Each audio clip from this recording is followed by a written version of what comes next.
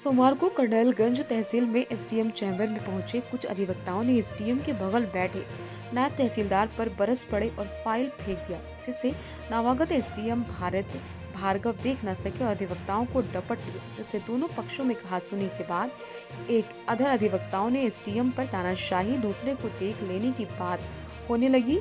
आरोप लगाकर बेअंदाज तरीके से बात करने को लेकर कोतवाली में एसडीएम व नायब के खिलाफ तहरीर दिया। प्रदर्शन कर न्यायिक कार्य से अधिवक्ता विरत रहे। उधर एसडीएम ने सरकारी कार्य में बाधा व चैम्बर में अचानक घुसकर आक्रोशित व गलत शब्दों के प्रयोग करने की तहरीर कोतवाली में दी। पुलिस ने दोनों पक्षों की रिपोर्ट दर्ज कर ली है। एसडीएम ने बताया उनका तबादला यहाँ हुआ है। पहले दिन चैम्बर में पहुँचे थे कि कुछ अधिवक्ता अंदर घुस आए, नायब तहसीलदार से अभद्रता करने लगे। यार लोग आप भारी संख्या में लोग एकत्रित हुए हैं, क्या था पूरा मामला? हमारे तहसील में आज नए एसडीएम आए, तो नए एसडीएम का हम लोग दूसरे तरीके से स्वागत करना चाहते थे और वो पहुंचे, हमारे अधिवक्ता साथी को ही अभद्र शब्दों में प्रयोग करने लगे अपने चैम्बर में। तो सारे अधिवक्ता आक्रोशित हो गए तो उन्होंने दबाव बनाने के लिए कुछ अधिवक्ताओं पे एफआईआर के लिए तहरीर दे दिया।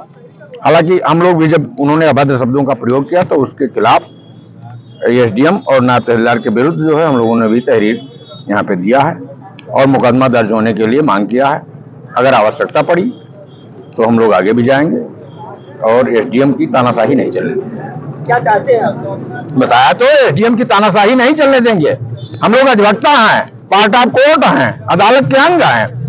वो अकेले मजिस्ट्रेटगिरी कर लेंगे बिना वकील के? वकील को अपमानित करेंगे? वकील अपमानित होकर उनके साथ काम करेगा? बार और बेंच का सौहार्दपूर्ण वातावरण होना चाहिए। वो पहुंचते ही उन्होंने उसमें व्यवधान कर दिया। लगभग कितने अधिवक्ताओं पर? अरे यहाँ 4-5 की सूची सुने हैं कि 4-5 लोगों पे किया है उन्होंने।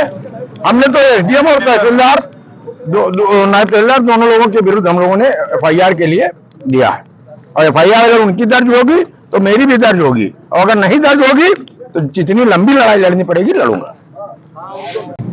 क्या पढ़ते आप लोग आज धरना दे रहे थे, क्या? नहीं, हम लोग धरना नहीं दे रहे थे।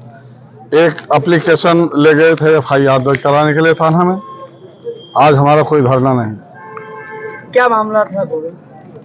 आज हमारे नए एसडीएम साहब आए थे तो कुछ मामला था नायब तहसीलदार के यहाँ से, कुछ वकील का मामला था तो कुछ आदेश उन्होंने गलत कर दिया था। उसी बात को लेकर के हमारे अधिवक्ता नायब तहसीलदार से बात कर रहे थे। उसी में एसडीएम साहब भी कुछ उलझ गए, कुछ आपस में बात कहनी हो गई।